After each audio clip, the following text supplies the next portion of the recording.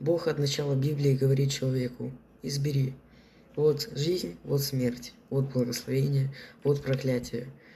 Вот, если человек хочет жизнь с Богом, благословениями и провести хорошую жизнь, а в этой жизни нам нужно выбрать, куда мы попадем, в рай или ад. То есть, где мы проживем нашу вечную жизнь.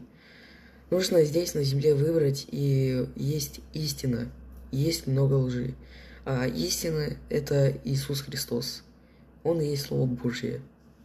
Поэтому можно спастись через эту истину. Нужно прийти в церковь, там, где есть Дух Святой, принять Иисуса Христа в сердце – это истина, и проповедовать людям о Слове Божьем.